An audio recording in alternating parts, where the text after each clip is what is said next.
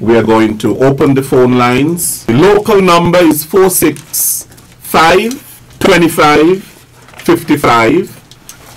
And the overseas number, that's 718-577-2916. That's it, the local number, 465-2555. And the overseas number is 718-577-2916. Thank you. We welcome your call. Hello? Hello, good afternoon. Working for you? Good afternoon, sir.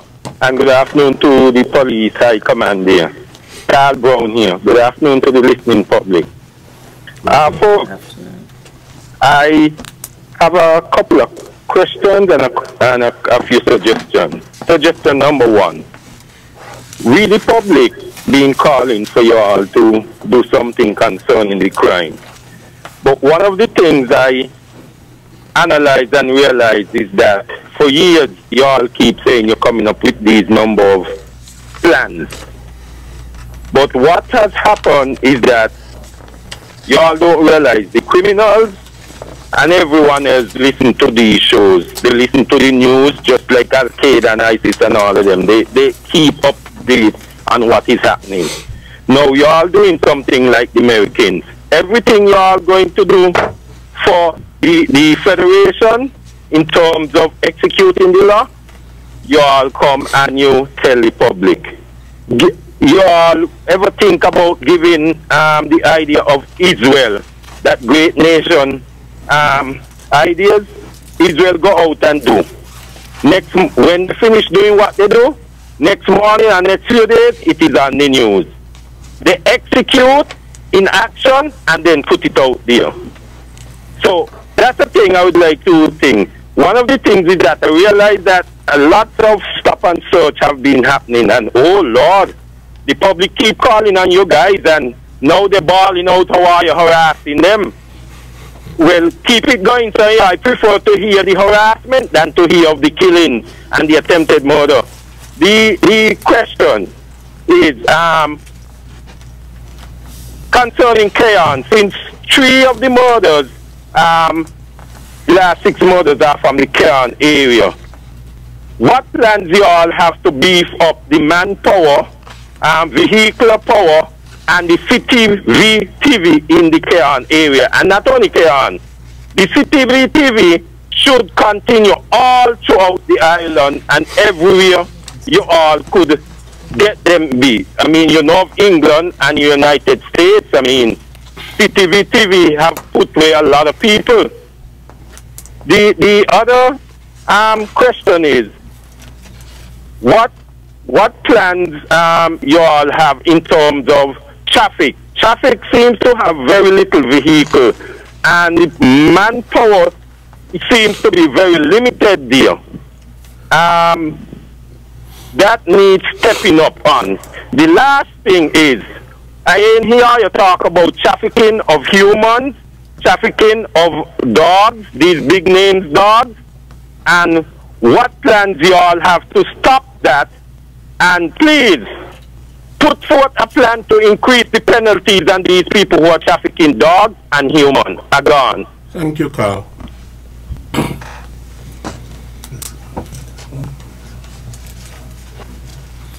Working for you, good afternoon. Good afternoon. In light of what is happening, I'm calling on the government to impose a midnight curfew from 12 to 6. That's one.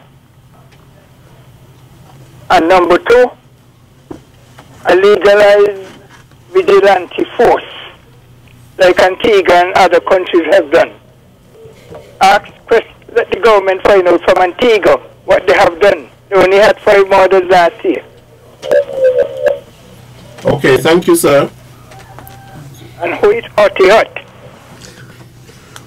In response to Carl Brown's first comment about the police telling the public everything in advance, I do not think that is absolutely correct. We tell the public something because we have to give the public some reassurance. If the public has fears, have concerns, we have to give them some reassurance. So we have to at least let them know that we are doing something about the problem. But we do not say everything. We give the broad plan, but the details of the plan and all aspects of the plan are not revealed to the public. And so, Carol, we do not say everything. We do keep some things to ourselves. In the vigilante force, I do not know if you could have a legal vigilante force, because the very term vigilante means taking things in your own hand, and so I do not know how legal that could be, but I do not think that is something that you would want to encourage, because there would be retaliation, or there could be retaliation against the vigilante force, and where would it end? And so I do not think that is something that we would want to consider. We would prefer to deal with the problem within the confines of our current laws. Working for you, good afternoon. Yes. Good afternoon, Mr. Williams. Good afternoon, sir. You are doing a wonderful job. Thank you. Keep it up. You are very professional. And good afternoon to my colleagues. My name is PWOP, Police Without Pay. I have a couple of suggestions, and I wouldn't be long. Number one, let us start with my colleagues, the police force. The police force needs shaking down. It needs cleaning up. Because there are police in the force who, our colleagues can't even trust them. If they hear, well, then that the police going out, so go search or do whatever they're going to do. They have somebody up there they're going to call and say, look, them boys coming tonight or tomorrow, so how do you got? So that's the first one. Shake down that. Some time ago in Nevis here, a white man was robbed, and he was able to identify the person. And when he went to the police station, it was the police who robbed him. So just imagine if the white man never identified him. And he go in and they say, boy, and he go into sign and go walk, and he said, they just had a robbing out there, so you go and check. He gonna go because he get the orders from the commander. But he knows he, and he gonna laugh. So that is another reason to shut down the police. Listen to the conversation, and you would know those who are serious about policing and who are not. And the prison, in their need, shaking up, clean out, and fling out. Because you cannot blame the prisoners them for having cell phone in here. You got to blame the officers who walk in there and allow those things to happen. And the last one, I would like to know, why is it the police vehicles, even though they're on the road, park up, why they don't have on the radio at all times? Because they're supposed to be able to hear what's happening down there. If a police call for help, all police around the vehicle them supposed to be able to hear what happened and respond. Thank you for listening.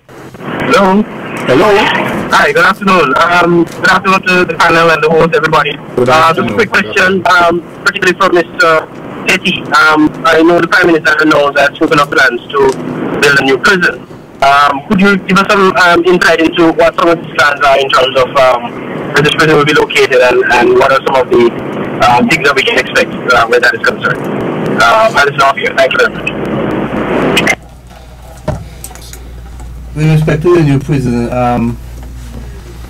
well, a site was identified some years ago, which we are still contemplating at this time. It's down in the Street Estate area above the Street Estate. So that is still at this time the site. We are at this point trying to get our drawings done and trying to locate financing for the prison. So the plans are on the way. The drawings were done years ago, but with different financiers and so on coming on stream, we cannot use those drawings. We have to get other drawings. But this is where we are at the moment, getting the drawings done for the new prison. But the site, which was identified a few years ago, is still the site which is to be used just above a street estate. So we are at the point of getting drawings done.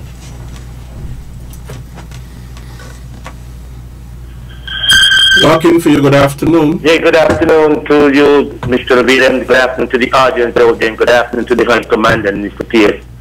And I want to ask you a question. When it actually trying to make sure I comprehend and make everybody understand that the High Command, in terms of fighting crime, they have stepped up. Nobody can dispute that deal. And the community, in terms of the people them out there, have to understand they have to step up. Meaning that if you see a dog come across the road or something, don't WhatsApp somebody, call one hotline, you don't know crime stoppers. Let us get this thing serious in place that we could put something there. We can't allow the situation to go forward. People in the community, the young man them, you got to step up too. If you got problems with certain people, don't fear to talk to the police and let them know what's going on. At this stage, you got to go and information. The young man has to go and talk to people to get information as people who want to kill them. You got to extend that beyond that there, that we could understand the whole complex situation. So not because this is something going on, but understand that there's a young man in the community that have issues. We have to make sure to protect themselves and guard against them things. But we have to guard against them also when they have to misbehave. So understand that. I wanted to ask a question in terms of the situation with the community and misuse talk about. She did mention that part there. But we have to, the people who in charge the security forces have to extend that desperate sense of urgency in the plan at area. Have a good day. Hello. Hello. Good afternoon. Working for you. Good afternoon. Can you hear me? Yes, we can. Okay, my question is I would like to know how many city cameras are there and how many working. You don't have to tell me the location. That's one. And two, I don't think when criminals keep the weapons at home. You need to check the abandoned lots and the empty houses as well. And when you're carrying out searches, do you all walk with dogs? Thank you. Really? Thank you. Let me just go back a little bit to the person who spoke about the radio vehicles and the cleaning up of the prison and the police force. I want to say to you, caller, that all our vehicles are now fitted with radios. The government has undertaken a comprehensive project dealing with Motorola and radios, and that project is just about completed now. So yes, you're correct.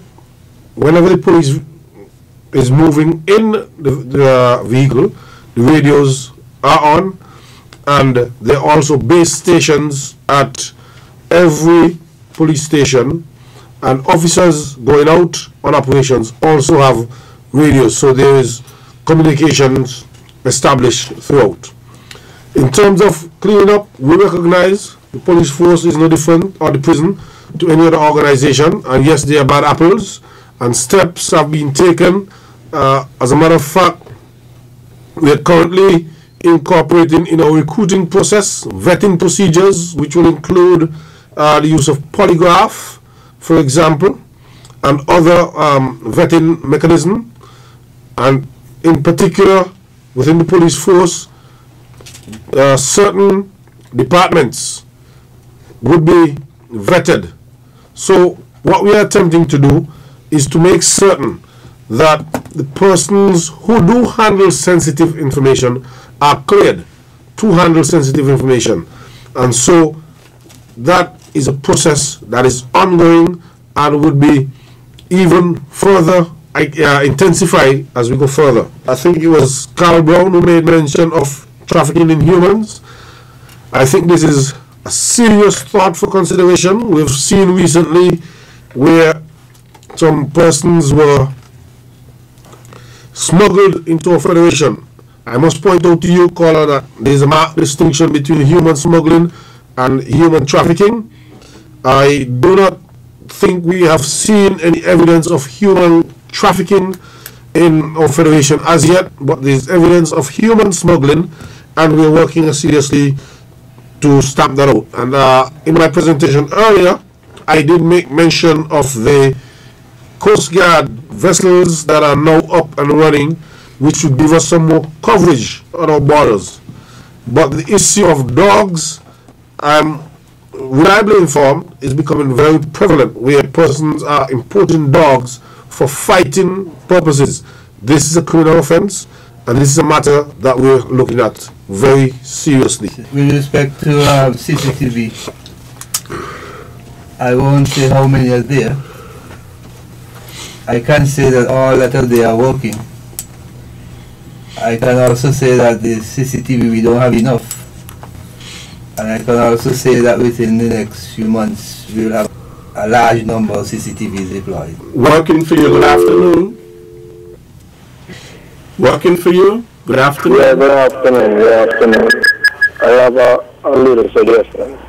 Somebody called in and said that the officers, some of them giving out information like when they're on the search.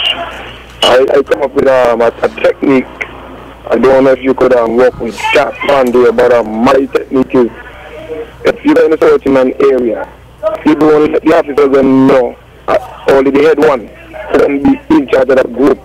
So you just tell them walking on that thing, come in at a certain time, and they get an van and they just go. And I think that would be a little more better, so nobody knows where they're coming. So that's all I have to say. I don't know if that would be good for you. Thank you, caller. Okay.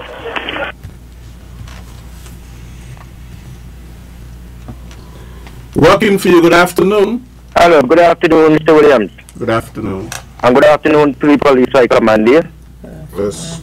Now, I hear listening to you all, right? And you are sounding good. But still sounding good. The crime and the problem still get on here in our country. And we need it to heal. Now, how much are you, police, go around, especially you inspectors, in those bad homes, when you find a gang member, how much you go around and speak to the parents them, and go around in the home and speak to them and talk to them about the children them?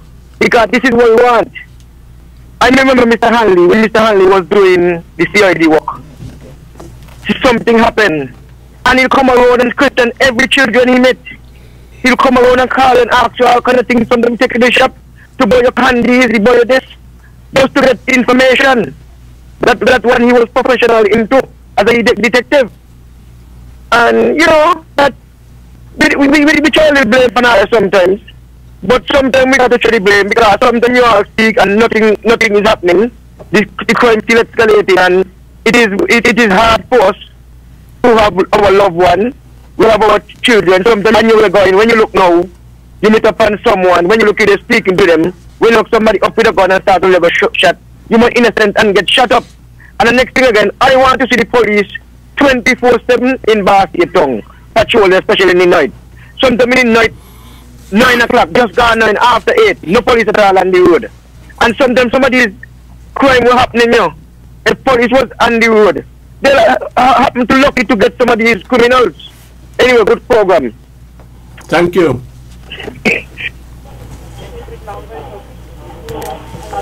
Working for you, good afternoon. Good afternoon, Leslie. Good afternoon. Yes, Leslie. Yes, sir. I have a few things I want to say. Leslie. I'm hearing you. You know where these things start from? These things start from way back in the 80s, you know. These things start from.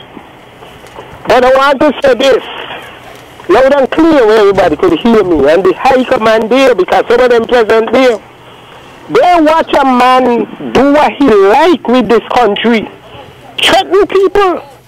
Do all manner of things. And none of them consult him yet. Not even to have a discussion with him and tell him, no, don't go along the road. That's high command of police. They allow it. And the one in this new set will be the other one who won't get commissioner, whoever he be, you know. If they could go around someone you know and harass the little by them, when big people in authority break the law, lock them up too. Nobody could tell the street man nothing about what we hear and see what's going on, you know. Because the evidence is due. The evidence is due. The high commander police fall down badly. Not even to interview Ivan Hanley and ask him a question. The disrespect Ivan Hanley. Big time. And I want you to do our job, you know. All your senior public servants stop take side and do our work. Because the country watching you know. Are you laughing after a lot of The position I find ourselves in. I broke down the St. Christopher Nevis Police Force and lot of high nonsense what you're doing. Yeah. I haven't even get knocked down. Jam down. Yes, my brother. Do you have a question? My question is, Raise a question. I want them to do the work and do it. That's a statement. I want that's my statement. That's all I gotta tell them. Do the work and start what fierce. Yes, okay, and Jam pick down. up people. Do your work fairly. That's all I got to say. Okay, thanks, Jam down. Working for you. Good afternoon. Hello, good afternoon. Yes, good afternoon. I'm on the show with the police. Yes, we are here. Greetings, man. This is Ross Hygiene. Greetings. I don't call much, you know, but as a concerned citizen, I have to chip in sometime and address the Federation of certain very integral things that affects all of us. Now, when it comes to crime, the root of crime sometimes seems unsearchable.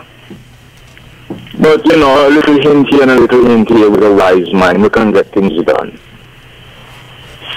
Now, I was at a meeting at the Marriott with some security personnel and so on with the same crime issue. And they were saying that when it comes to the most arrests over the past, I guess, 7 to 10 years, decade or so, it's mostly, almost 90%, a misdemeanor ganja arrests.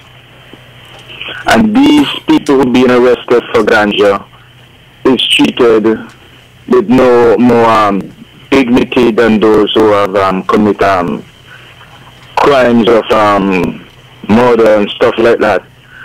Now, what I'm trying to say, if you're trying to execute force towards people to stop cultivating, to stop using, to stop trafficking, you have to look at it very keenly. Now, there are people who depend upon ganja for living, physically living. There are people who have a disease called asthma. If we execute force in a crisis, sometimes we get what you call a combustion. It creates an explosion. It creates more chaos. It becomes more chaotic as a nation. We have to Paula, thank you. Humanity. Hello? Thank you very much. That's a conversation for another time. Everybody, okay? Okay. Okay, we have no callers on the line at the moment. And so we can talk a little bit about Nevis. Acting Commissioner of Police, I think we can't leave Nevis out of the loop. No, we can't. But I just want to say something that a caller in particular said. At times reports are made, and let's say we are referring to what people call big people. Even if we speak to someone, the police go, we do not always repeat publicly what the conversation we had. I've heard conversations say reports have been made against person or allegations made, and I'm aware that police officers have gone to people who are these term big people who are public figures, and I look to be specific, in or out of government, and we have never publicly said what we have done, because that is not what we do. That is not about police. People expect if we make a report against someone, you publicly go and say, well, we went to minister this or minister that, or officer this or officer that. That is not the way it goes. Sometimes it ends there, sometimes it goes further, sometimes people threaten civil action against reports that have been made. So we can't disclose. Maybe it might please some people if we do it, but that would not be in line of the police duty. I just want to say presently in Nevis, we do have Superintendent Brandy in Nevis, and I believe Nevis too have had a challenge. They have had a murder, and they too are battling with issues in Nevis. I know that I know that we have an issue in Nevis ongoing. I know persons who are listening to the radio want to know what have become. I know right now in Nevis Division, we are moving forward with an inquest regarding the police officer. And that inquest is well known, well talked about, and we are following the law. That inquest is before Her Worship, a very senior magistrate, and that is being conducted in the Nevis Division, where a number of witnesses have been called, and it is still ongoing. It is still not concluded yet. And that's all I wish to say about that matter, to show that anyone, and I want to say not even the police is above the law, when it comes to matters.